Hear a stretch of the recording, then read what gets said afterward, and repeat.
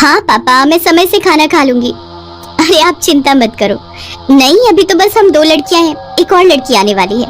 मीनू अपने पापा से बात कर ही रही थी जब उसने रीमा को बाथरूम से निकलते देखा। अच्छा पापा, मैं अभी रखती हूँ। रीमा और मैं अभी डिनर बनाएंगे। गुड नाइट पापा। बस कुछ ही दिन हुए हैं मीनू को बेंगलोर आए हुए। कॉलेज खत्म होने के बाद उसने आईटी सेक्टर में जॉब ले लिया। नए शहर में इंसान बहुत जल्दी अकेला पड़ जाता है, इसीलिए मीनू को जब इस गर्ल्स हॉस्टल के बारे में अपने ही ऑफिस कॉलीग रीमा से पता चला तो वो भी इधर शिफ्ट हो गई। मकान मालिक ने यह घर वर्किंग वुमेन के लिए हॉस्टल जैसा बनाया है। पहले और दूसरे माले पर 4 लड़कियां रहती हैं और तीसरे माले पर रहती हैं मीनू और रीमा। लेकिन उनके बाजू वाले कमरे में एक और नई लड़की आने वाली है। दिन भर ऑफिस का काम करके दोनों ही बहुत थक चुकी थी, इसलिए वो गरम गरम फुलके वाली रोटी और चिकन बनाने में लग गई। मीनू और रीमा थोड़े से टाइम में ही बहुत अच्छे दोस्त बन गए हैं। वो बातें कर रहे थे और खाना बना रहे थे कि तभी अचानक मीनू ने गेट खोलने की आवाज सुनी। कोई सीढ़ियों से चलकर ऊपर आ रहा था। शायद नई लड़की आ गई। ये कहते हुए रीमा दरवाजा खोलने के लिए गई। फिर जैसे ही उसने दरवाजा खोला उसे एक अजीब सी बेचैनी हुई। चलने की आवाज धीरे धीरे पास आ रही थी। रीमा की दिल की धड़कन तेज हो गई। आवाज पास आती गई और धड़कन बढ़ती गई। किचन में अकेले खड़ी होकर मीनू सोच ही रही थी कि रीमा को इतना टाइम क्यों लग रहा है।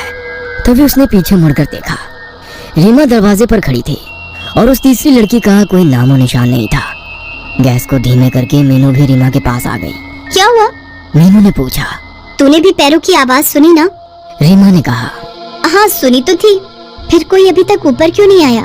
दोनों की आंखें अंधेरी सीढ़ी की तरफ अटकी रही। पैरों की आवाज अब बंद हो गई थी। चल नीचे चलकर देखते हैं, मीनू ने कहा। दोनों लड़कियां सीढ़ी से थोड़ा नीचे उतरी और फिर ऊपर से झांक कर देखा। एक लड़की दूसरे माले के स्टेयरकेस पे खड़ी थी। ऊपर से देखने पर लड़की का घुंघराले बालों से ढका हुआ सर नजर आ रहा था, लेकिन उसका चेहरा देख पाना मुश्किल था। उस लड़की के एक हाथ में सूटकेस और दूसरे हाथ में उसका फोन था। वो फोन पर अपनी माँ से बात कर रही थी। ध्यान से सुनने पर उसकी बातें सुनाई पड़ रही थी। हाँ माँ, खा लूंगी, आप अपना ध्यान रखना, जल्दी ही मिलती हूँ। रीमा और मीनू दोनों उसको ऊपर से चुपके देख रहे थे और उसकी बातें सुन रहे थे। तभी अचानक लड़की ने सर उठाकर ऊपर देखा। ये चीज इतनी जल्दी हुआ कि मीनू और रीमा पकड़े गए। उस लड़की की आंखों में कुछ अजीब था, जिससे उसके साथ आई कांटेक्ट होने पर शरीर में जैसे कपकपी दौड़ गई। गुस्से से देखते हुए वो लड़की धीरे धीरे ऊपर आ गई। मीनू और रीमा दरवाजे पर अपनी ऑकवर्ड स्माइल लेकर खड़े रहे। लड़की उनके सामने आकर बोली। क्या तुम लोग मेरी बातें सुन रहे थे? सिचुएशन को कंट्रोल में लेने के लिए मीनू ने झट से जवाब दिया। नहीं, हमने सीढ़ियों पर किसी के चलने की आवाज सुनी तो दरवाजा खोलने आ गए। लैंडलॉर्ड अंकल ने बोला था कि तुम आज आने वाली हो। मीनू की हाँ में हाँ मिलाते हुए रीमा ने कहा। हम बस तुम्हारा ही इंतजार कर रहे थे। ये मीनू है और मैं रीमा। नई लड़की ने शक भरी नजरों से दोनों को देखते हुए कहा। मैं जामिनी। इससे पहले कि और बातें हो पाती, जामिनी अपना सूटकेस लेकर सीधा अपने रूम में चली गई और जोर से दरवाजा बंद कर दिया। बड़ी ही अजीब लड़की है ये तो, रीमा ने कहा। नई नई आई है, शायद फैमिली को मिस कर रही है। चलो खाना खाकर सो जाते हैं, कल सुबह मीटिंग के लिए जल्दी उठना है। मीनू किचन में वापस चली गई। खाना खाकर दोनों लड़की गहरी नींद सो रही थी। अचानक प्यास लगने पर मीनू जाग गई। पानी का जग मेज पर रखना वो भूल गई थी।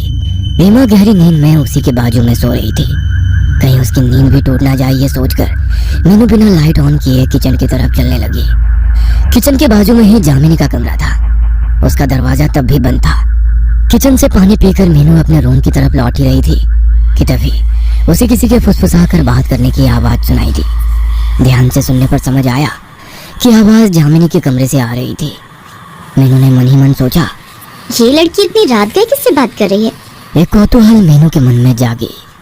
बहुत आहिस्ता से थोड़ी सी भी आवाज किए बिना मीनू जामिनी के दरवाजे तक पहुंची। फिर उसने होल से रूम के अंदर झांक कर देखा तो जामिनी बेड पर बैठी है। उसके खुले काले बाल हवा में उड़ रहे हैं और उसके सामने टेबल पर एक कैंडल जल रही है। जामिनी हाथ में एक फोटोग्राफ पकड़े हुए बेड पे बैठे बैठे झूल रही है और पागलों जैसे बड़बड़ कर रही है। उसके शब्द अच्छे से सुनाई नहीं पड़ रहे, लेकिन उसका ऐसा झूलना काफी डरावना लग रहा है। मीनू कुछ समझ नहीं पा रही थी कि ये नई लड़की ऐसी क्यों है कि तभी उसने ऐसा कुछ देखा जिससे उसके रोंगटे खड़े हो गए। जामिनी ने फोटोग्राफ को टेबल पर रखा और एक छोटा सा बक्सा उठाया। बक्से का ढक्कन खोल के उसके अंदर से उसने एक छिपकली निकाली जामिनी ने छिपकली को उसके पूंछ से पकड़ा हुआ था। उल्टी लटकती हुई छिपकली अपने जान की भीख मांगती हुई हवा में तैर रही थी, लेकिन जामिनी ने उसकी जान नहीं बख्शी। उसने अपना मुंह खोला और बिना हिचकिचाए उस छिपकली को निगल गई। घिन और भय से मीनू का शरीर सुन्न पड़ गया था। कैसे कोई जीता जागता इंसान छिपकली खा सकता है? कुछ तो गड़बड़ है इस लड़की के साथ। तभी अचानक जामिनी ने मीनू की तरफ सर घुमाया। पता नहीं कैसे बंद दरवाजे के उस पार से जामिनी को पता चला कि मीनू उस पर नजर रख रही है। ऐसा लगा जैसे किसी ने जामिनी को इत्तला किया हो। मीनू झट से पीछे हो गई और 1 सेकंड रुके बिना अपने रूम में आकर दरवाजा बंद कर दिया। डर के मारे उसकी सांस फूल गई थी, होठ कांप रहे थे। जामिनी के रूम का दरवाजा खुलने की आवाज आई, फिर उसके पैरों के चलने की आहट मीनू के रूम के बाहर आकर रुक गई। मीनू ने सोचा कि कुछ भी हो जाए जामिनी को पता नहीं चलने देना है कि उसने उसको देख लिया है। 2 मिनट तक कोई आवाज नहीं, केवल मीनू की दौड़ती हुई धड़कन सुनाई दे रही थी। फिर जामिनी के दरवाजा बंद करने की आवाज आई। जामिनी अपने रूम में चली गई है या नहीं ये तसल्ली करने के लिए मीनू ने जैसे ही अपने की होल से दरवाजे के उस पार झांका तो की होल के दूसरी तरफ से एक आंख को खुद के ही रूम के अंदर देखता हुआ पाया।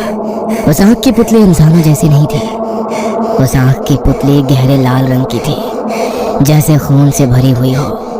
मीनू को लगा जैसे उसका सर घूम रहा है और वो बहुत जल्दी बेहोश होने वाली है। मीनू, मीनू उठ जाओ, लेट हो जाएगा ऑफिस के लिए। रीमा की आवाज से मीनू जाग गई। उठते ही उसको कल रात को देखी हुई सारी घटनाएं एक बुरे सपने जैसी लगने लगी। क्या हुआ था कल रात? जो कुछ भी मीनू ने देखा था, क्या वो सब उसका वहम था? कुछ समझ नहीं आ रहा था मीनू को। मीनू जब नहा धोकर ऑफिस के लिए बाहर आई तो उसे जामिनी सीढ़ियों पर खड़ी हुई मिली। जामिनी के चेहरे पर एक अजीब सी मुस्कान थी। कोई बात किए बिना मीनू जामिनी को इग्नोर करके ऑफिस चली गई, लेकिन सारा दिन उसका मन बेचैन ही रहा। कितनी भी कोशिश करके मीनू अपने काम पर कंसंट्रेट नहीं कर पाई। लंच ब्रेक के टाइम रीमा ने मीनू से कहा, क्या बात है, आज तुम कुछ परेशान सी लग रही हो? तबीयत तो ठीक है ना? तुम्हें ये जामिनी कुछ अजीब नहीं लगती? हाँ, अजीब तो है। आज भी सुबह मैंने उसको अपनी माँ से बात करते हुए सुना, लेकिन माँ से कौन इतना छुप छुप कर बात करता है, समझ नहीं आया। मीनू ने कल रात की बातें रीमा को नहीं बताई। ऑफिस का काम खत्म करके मीनू उस दिन घर वापस आ गई। रीमा अपने मौसी के पास गई थी तो आज तीसरे माले पर बस मीनू और जामिनी ही थी। खाना बनाने का आज मन नहीं था, इसलिए मीनू ने रोटी सब्जी खरीद लिया था। वो किचन में अपना खाना परोसी रही थी कि तभी उसका फोन बजा। पापा का कॉल था। हाँ पापा, बोलिए। बेटा, सब ठीक है ना? नई रूममेट से दोस्ती हुई? नहीं, वो उतनी बात नहीं करती। हाँ, मकान मालिक ने बताया मुझे। बेचारी, तुम और रीमा उसका थोड़ा ख्याल रखना बेटा। किसी के बुरे दिन में साथ देना दोस्तों का काम होता है। हम दोस्त नहीं है पापा, लेकिन आप क्या बात कर रहे हो? क्या बुरा है जामिनी के साथ? अरे बेटा, कुछ ही महीनों पहले उसकी माँ गुजर गई। अपनी माँ के सिवा और कोई नहीं था उसका इस दुनिया में।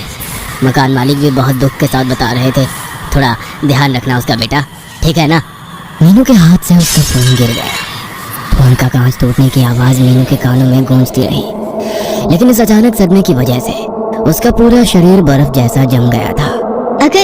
अगर जामिनी की माँ को मरे हुए महीनों हो चुके हैं तो फिर जामिनी फोन पर अपनी माँ से कैसे बात करती है?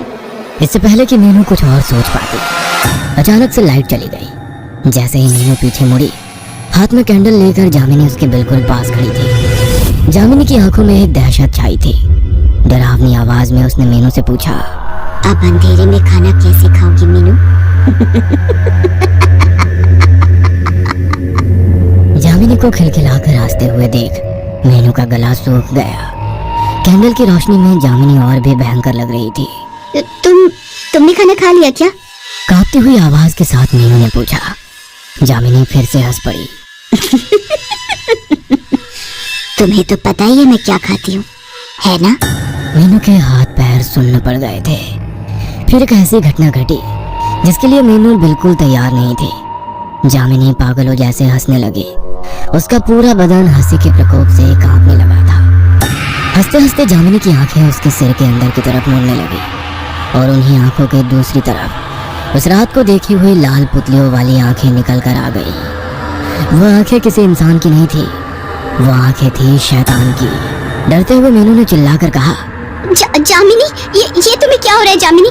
लेकिन अब जामिनी का शरीर उसके बस में नहीं था। वो बिल्कुल बदल चुकी थी। उसके चेहरे से दरिंदगी टपक रही थी। जैसे वो बरसों से खून की प्यासी हो। धीरे धीरे जामिनी अपने सर को दाएं फिर बाएं हिलाने लगी और बचपन में सुना हुआ जानी पहचानी लोरी गाने लगी। लकड़ी की काठी, काठी पे घोड़ा, घोड़े की दुम पे जो मारा हथौड़ा, दौड़ा दौड़ा दौड़ा घोड़ा, तू उठा के दौड़ा।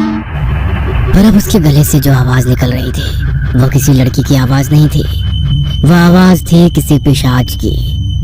ऐसे गाते हुए जामिनी मीनू के ऊपर झपटी। मीनू चिल्लाते हुए जमीन पर गिर गई। तभी पता नहीं कैसे मीनू के फोन में अलार्म बजने लगा। मीनू का अलार्म टोन हनुमान चालीसा का श्लोक था। मीनू के पापा ने कहा था कि हर दिन की शुरुआत भगवान के नाम के साथ करें तो दिन अच्छा जाता है। जैसे ही हनुमान चालीसा का धुन गूंजने लगा, जामिनी ने मीनू को छोड़ दिया। जामिनी अपने कान को अपने हाथों से भींचने लगी, जैसे वो पिशाच जामिनी के अंदर से बोल रहा हो, बंद करो, इसे बंद करो। जामिनी का शरीर जमीन पर पड़े हुए कांपने लगा। उसके मुंह से काला खून निकल कर आने लगा। कुछ देर बाद जामिनी बेहोश हो गई। 2 दिन बाद जामिनी की अस्पताल में आंखें खुली। उसको कुछ भी याद नहीं था। डॉक्टर के मुताबिक जामिनी को अपनी माँ के गुजर जाने के गम में दिल का दौरा पड़ा था। लेकिन मीनू जानती है कि जामिनी किसी अतृप्त आत्मा के वश में आ गई थी। शायद जामिनी जब अपनी माँ को बुलाती थी तभी कोई पिशाच उसके दुख का फायदा उठाकर जामिनी के ऊपर हावी हो गया था। मीनू को अब यकीन है कि जामिनी उस पिशाच के हाथों से मुक्त हो चुकी है। लेकिन अभी एक बात जो मीनू को खटक रही है वो ये कि सुबह का मॉर्निंग अलार्म शाम के 7:30 बजे कैसे चालू हो गया था। क्या वो जामिनी की माँ थी जिसने एक ही साथ अपनी बेटी और मीनू की मदद की? ये कहानी आपको अच्छी लगी हो तो हमें सब्सक्राइब करें